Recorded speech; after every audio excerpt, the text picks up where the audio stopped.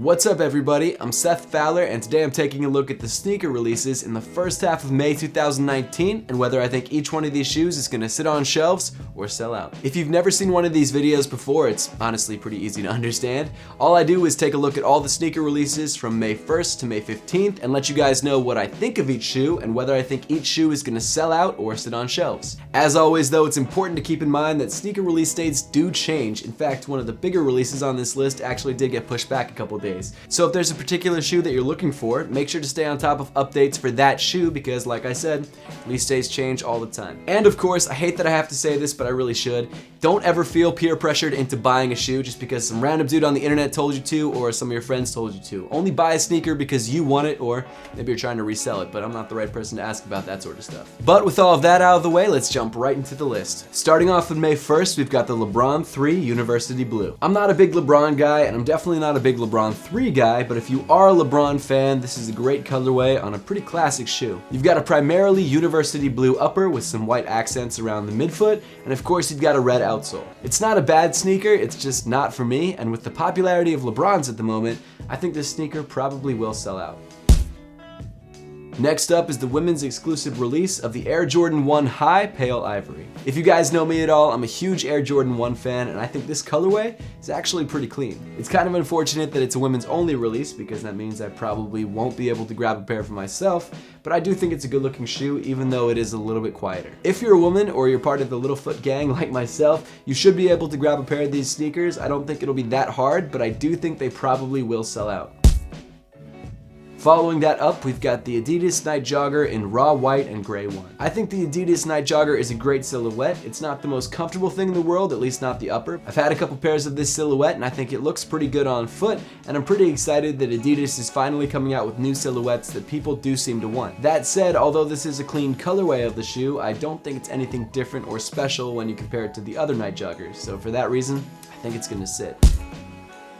And finally, rounding off May 1st, we've got the Adidas Y3 Runner 4D2. This is a great looking sneaker in my opinion. I think the colorway, although simple, looks really good on this silhouette, and I think this silhouette is just really well done. Of course, it is a Y3 sneaker though, so that means the retail price will be higher than standard 4Ds, but I think in this case, it might actually be worth it because the materials are a little bit better, and in my opinion, I think it's a great looking shoe. If you've never tried 4D for yourself, this might not be the best first shoe to try it with because the retail price is so much higher than standard 4Ds. Also, something to keep in mind is that 4D is not the most comfortable cushion in the world. It's not really soft at all and it's not anything like Boost. So if you were thinking it was like Boost, take that out of your mind because it's not. Regardless of that, I think a lot of people are excited for this shoe, and also the fact that it's technically a Y3 collaboration doesn't hurt. So for that reason, I think it's gonna sell.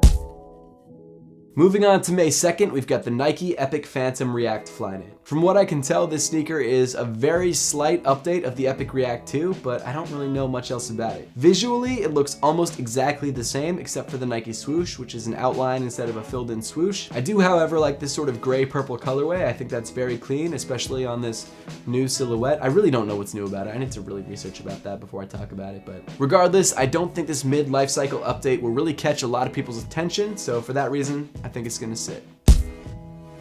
Following that up, we've got the Nike Air VaporMax 3 in black and white. The VaporMax 3, in my opinion, is the ugliest VaporMax to ever release, but it is the most comfortable, and for me, the most wearable. Nike really seems to have tweaked a lot of things that I had problems with on the previous VaporMaxes, and although they made it less attractive visually, it really is a much more wearable shoe. This black and white colorway is definitely the best VaporMax 3 colorway that we've seen thus far, and even though it's not a shoe that I think I'm going to pick up, I think a lot of people will be interested in it. But of course, because this is most likely going to be a mass-produced GR release, I don't think a lot of people are that hyped on it, so for that reason, I think it's going to sit.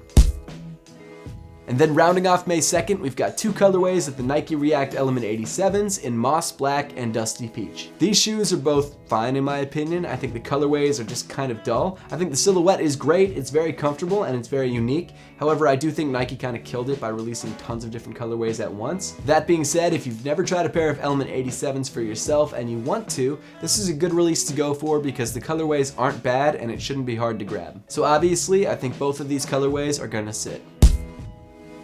Starting off on May 3rd, we've got 3 different colorways of the Nike KD12s releasing, except only one of them as of right now is showing up on the sneakers app. And that colorway is the 90s Kid colorway, which originally was supposed to be the first KD12 colorway to drop, but then got pushed back. Before we talk about any of the other colorways, I want to talk about the 90s Kid colorway a little bit. The sneaker features sort of a gray tan upper with a lot of neon green and orange accents. Of course, you've got your semi-translucent outsole and KD logos throughout. This is a colorway that I was most excited about for the KD12s, and this is a colorway that I might actually try and pick up. In my opinion, there is kind of a surprising amount of hype behind this sneaker. 1, because it was pushed back, and 2, because it is pretty limited. So for that reason, I do honestly think that this sneaker is going to sell out.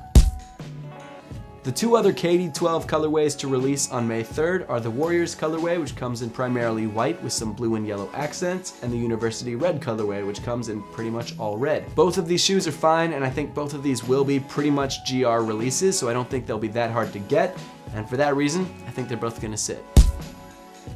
And then following up those releases, we've got another women's exclusive Jordan release, the Air Jordan 1 Black-White Pony Hair. The color blocking on this shoe is just like the original black and white colorway, which a lot of people have been excited for because they've been thinking it's gonna retro. But unfortunately, it looks like the retro that we're getting is gonna be a women's only release, and instead of regular black leather, we're getting black pony hair, which I just don't like. From a distance, I think this is a great looking shoe because, like I said, 1, I love the Air Jordan 1s, and 2, it's just black and white. You can't really do that wrong. But when you get up close and you see that pony hair, it just kind of ruins it for me. So I definitely will not be going for this shoe. That being said, I do know that there are other people excited about this shoe, and Air Jordan 1s are kind of at the peak of their popularity right now. So for that reason, I think they're gonna sell.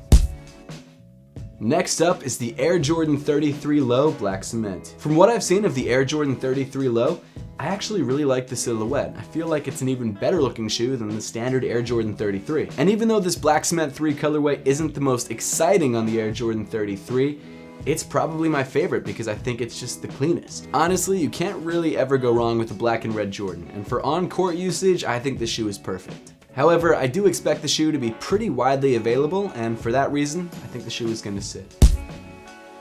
And then rounding off May 3rd, we've got 2 different colorways of the Billionaire Boys Club Adidas Pharrell Human Race NMD Trails in blue and green. They actually had the blue version of this shoe on display at the Tokyo Adidas Original store like a month ago, so I'm kind of surprised that it's just releasing now. Both shoes feature a 2-color patchwork upper that almost has a winter vibe to it, so again, I'm kind of surprised they're releasing now. But they're definitely not bad looking shoes, and it's something that I wouldn't mind having in my collection, but I probably wouldn't pay resale for. And I think a lot of people actually feel the same way about these shoes that I do. In fact, the release announcement was pretty quiet and was just kind of on Adidas's Instagram. Honestly, I could go either way on these shoes because if you look at Adidas's website, there are tons of Pharrell Human Race NMDs still available, but because it's a new release and because it's a BBC collab, I think that they will sell out, but slowly. So I guess I'd still have to give them a sell, but it's a slow sell. Moving on to May 4th, we've got the Invincible collaboration on the Adidas Young One. This is a pretty good looking Young One sneaker. It comes with a brown suede upper with white accents and black accents, and overall, it's a pretty clean shoe. In my opinion, the Young One is one of the best new Adidas sneakers over the last year or 2. But even though Boost isn't as hyped as it was, it does kind of hurt the Young One silhouette that it doesn't have Boost, and not too many people are excited about this collaboration, so for that reason, I think it's gonna sit. And then finally, rounding off May 4th, we've got the much anticipated retro of the Air Jordan 4 Bread. A lot of people have already gotten lucky and gotten early pairs of this shoe from the sneakers app. I am not one of them. I keep missing out for some reason. It's really pissing me off. But based on the fact that Nike keeps releasing early pairs, that leads me to believe that there are going to be a lot of pairs available. The Bread 4s are literally one of the most classic Air Jordans available, and this time around it comes with the Nike Air branding on the heel tab, which a lot of people drool over. I think it's a great looking pair, it's a classic pair, and it's definitely a shoe that I will be going for. Like I said, there are a lot of pairs available, but even with that, it is still such a hype shoe, I still think it's gonna sell. Moving on to May 7th, we've got the Air Jordan 11 Low Pink Snakeskin. Being that this sneaker is primarily a women's release and the color of pink that they chose is a very hot pink, I don't think this will appeal to a lot of guys. I'm not even sure if this shoe is coming in larger sizes, and not only that, but the Air Jordan 11 isn't as popular as it once was, as we saw with the snakeskin colorway that just released about a week ago. Because of the decreased interest in the Air Jordan 11 and the limited sizing, I think this shoe is probably gonna sit. Moving on to May 8th, we've got 3 different colorways releasing of the Clot Nike Air Max 97 Mid-Haven. The colorways include a red, white, and blue, a white gum, and a yellow and gray. This pack is part of a larger Air Max collaboration that Nike is hosting between a couple different brands. This, of course, is the Clot collaboration on the Air Max 97. And in my opinion, I think Clot and Nike did a good job. I think these colorways are fine, they're nothing special, but they're definitely not bad. And the overall look of each shoe is relatively attractive, so I wouldn't be opposed to picking any of these colorways up. However, out of all the different Air Max collaborations dropping, I think this is one of the more quiet and simple colorways, so I don't know how popular this one will actually be. But I'm gonna be optimistic for the brand and say that this collaboration could sell out. Then on May 9th, we've got the first release of the Nike React Presto in white habanero red. I'm pretty excited about this shoe because I love the Presto and I love Nike React. And the two together, although they don't look as good as I think they probably should have, I think it will be a very comfortable shoe and I'm very excited to try it out. Due to the recent resurgence of popularity with the Nike Air Presto that could probably be attributed to the Off-White collaborations, I think people are going to be very excited about this sneaker. And I'm not totally sure about availability for this shoe. It could be limited because it's the first colorway, but it could also be just a huge GR, I have no idea. Regardless, I do think people will be very excited about this shoe because the Presto is very popular right now and adding React cushioning to that shoe can really only make it better. So for that reason, I'm gonna give this shoe a sell. Then moving on to May 11th, we've got the Jordan Why Not 0.2 in tonal gray. I'm not totally sure if that's the name of this sneaker, that's just what I called it because I couldn't find a name anywhere else and I kind of felt like it was fitting. I mean, it's an all gray shoe. There are some hits of other dull colors, but it's mainly gray. I've honestly not really been a fan of the Jordan Why Not 0.2 and this isn't a shoe that I plan to pick up. Definitely not in this colorway because I think it's kind of dull. But if you're a Westbrook fan, even though he's out of the playoffs, and you want a shoe to wear on court, I think this is a good way to go. And you shouldn't have too hard of a time finding it because I think this shoe is probably going to sit.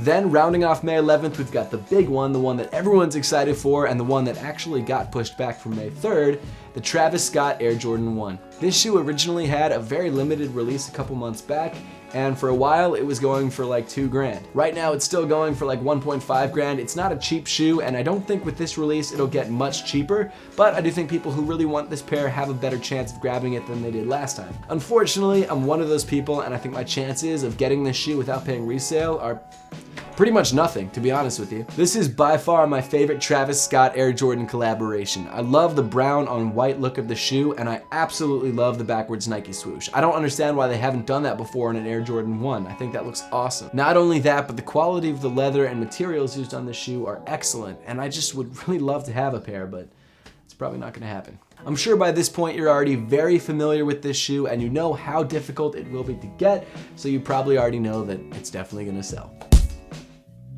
And then rounding off the first half of the month on May 14th, we've got another one of those Air Max collaborations with the CPFM Nike Air VaporMax 2019. If you guys know me, you know I don't really love the VaporMaxes, and the VaporMax 3s and the VaporMax 2019s were the only VaporMaxes that I even had any sort of favorable opinions towards. Even with that, I can't really bring myself to own a pair of VaporMaxes. I had Off-White VaporMaxes, I had regular VaporMaxes, I've had all sorts of VaporMaxes, but as of right now, I'm VaporMax free. Although I won't be picking up this shoe for anything other than a review, I do have to say that I actually kind of like the implementation of the Nike swoosh on this sneaker. I like how it's almost a separate piece of piping that's reshaped into the Nike swoosh. It kind of reminds me of a cactus. I don't know why, maybe it's because it's green.